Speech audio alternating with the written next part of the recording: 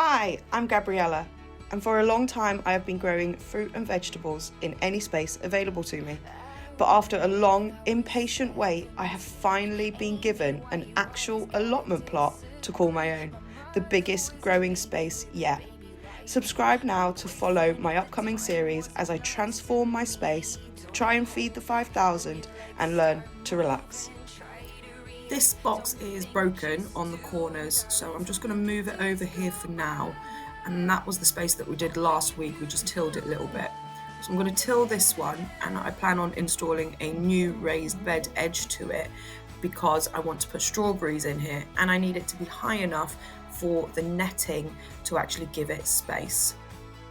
Now I'm using 3x2s for the legs, and I'm just cutting them up into 20-inch lengths so that they go into the ground enough. And then I'm using lengths of 12x1 for the sides. So I've just screwed each leg to the end with 2 screws, and I've done that on 2 of the sides to begin with. Then I'm just measuring it up or eyeing it up and then screwing them in. Then I'm going round and just digging out the actual holes for the feet to go into. And that there is pretty much my box done. Lovely new raised bed for my strawberries. Adding a bit of chicken manure pellets, compost, and I'm planting my 25 strawberries straight in the ground. And these are the strawberries that I pruned 2 weeks ago that are now 3 years old. Swiftly moving on to the next bed. It doesn't look like there's a lot of weeds, but this is why I recommend new starters to dig over your beds, because this bed was just solid. It was full of clay, it is dense, it was hard.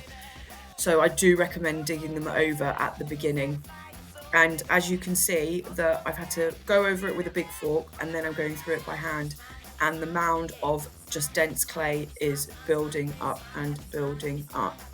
But it's well worth it so that you have a good harvest later on.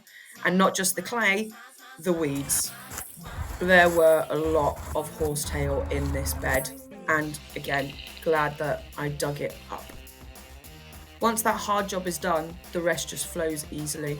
I'm just using a piece of timber to mark out 5 drills where I'm going to be planting parsnips. I'm watering the drills directly because I am limited on water, and this year I'm using seed tape. Now it's really easy, it's just really soft tissue with the seeds already in the tape, so you don't need to worry about losing any, about spacing, and it's just easy to install. There's 6 meters worth of tape in this packet, which fills the first 3 rows. Then I direct sewed the exact same white gem parsnips into the remaining 2 rows. Then I've covered over with seed compost to give the seedlings as best a chance to come up as possible. Now parsnips have a very long germination time, 21, 28 days sometimes. So once this is done, I'm going to cover them over with black cloth to keep them extra warm. I spy with my little eye something beginning with J. The rhubarb is doing really well.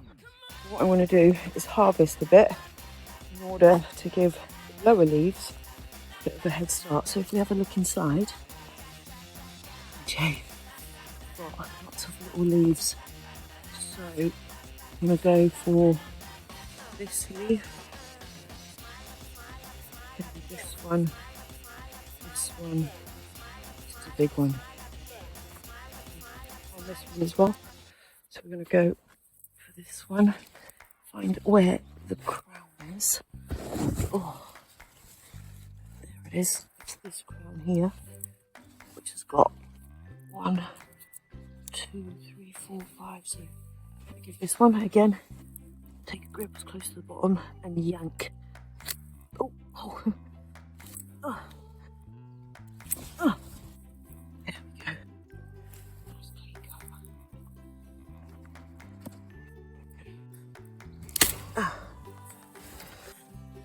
And yank. Great. Oh. Oh. Oh.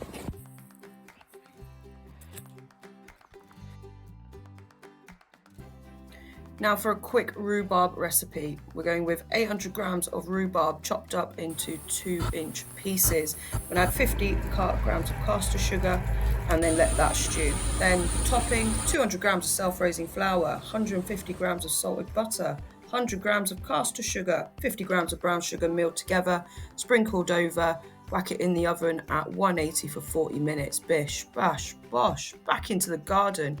Now this box was exciting because it was my onions and I've never done onions before. So again, tilt it over with a little fork and pulling out the weeds as much as possible. And there, once again, are a lot of horsetails and you want to get the roots out from nice and deep. So do take the time to do this properly.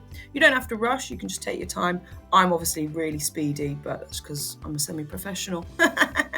Chicken manure pellets on top again. And then I didn't add a lot of compost here, just a little bit to give it a little bit extra.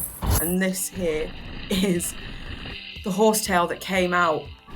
I was actually quite surprised because they were thick, chunky, long pieces, and I'm just glad I got them out. The onion bed is ready, and I have got 2 different ways of planting out onions. I've got these seedlings, which I've bought in plug trays, or seedlings that you would start at home, which grow long green stems, and you just plant them out when they're about just under pencil thick. And then you've got miniature onions, which are called sets. These are second years, and these means that if you left them in the ground this year, they would flower and you could save seed.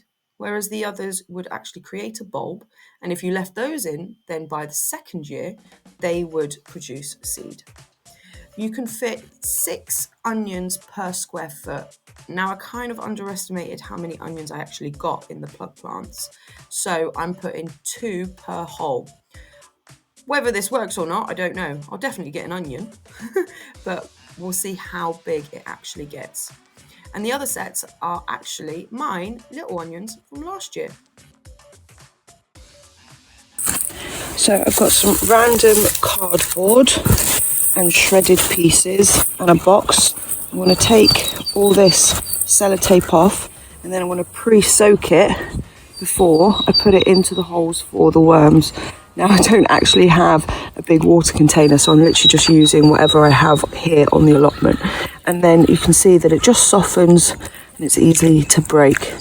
And that is what we will fill in along with some green waste, garden waste.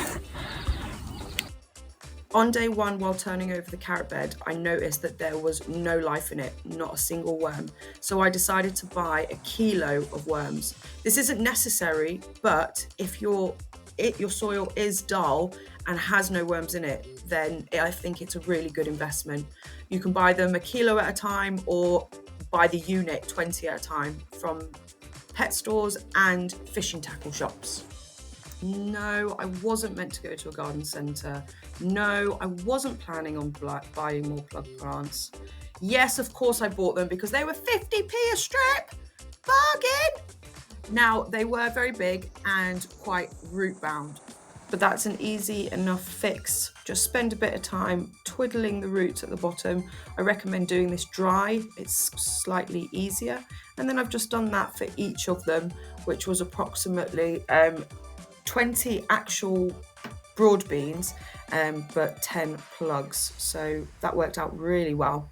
I've just dug a hole, pushed them into the ground, and then added supports.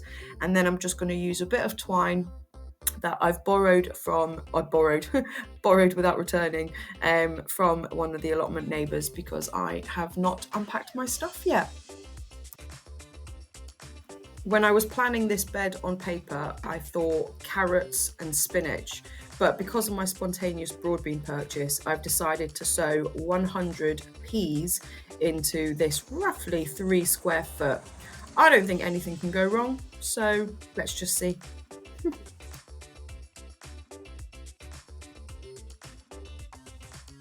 Now for the rest of the bed, I am planning on putting in my little worm bin here.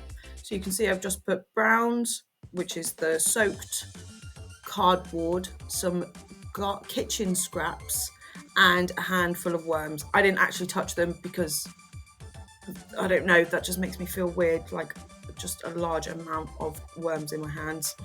Anyway, I've done 4 drills on either side, of which one I've sowed carrots and then the other side I've sowed spinach.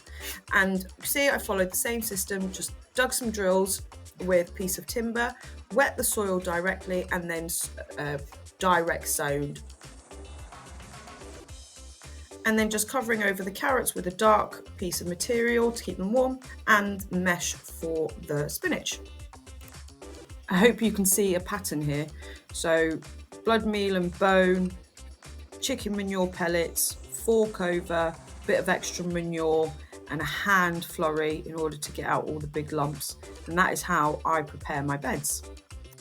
This hole in the center is for my wormery. So I'm going in with a bag of old lettuce, some softened cardboard shreds, and then vegetable scraps. I'm going to pour in a big wad of worms and then put a bit more soaked cardboard on top. Then just sprinkled over, and I'm going to mark this with a flower pot so that I know where they are. Now I've got broccoli here, so I've got 10 little plug plants that I've just dug in and positioned round with evenly as much as I can, approximately 1 per square foot. I do recommend giving a little bit more if you do have space, but I had 10 in this tray, so I'm going to plant 10. Now in between each broccoli, I'm going to put a little bit of compost into a hole, and then 3 bolt hardy beetroot seeds per little hole. Then on the inside, round the plant pot, I'm going to put orange beetroots, again 3 per hole, and cover them over. And that there is my companion bed. I feel like I've had a very productive second week on my new allotment. Thank you very much for watching, and I will see you next Sunday. Bye!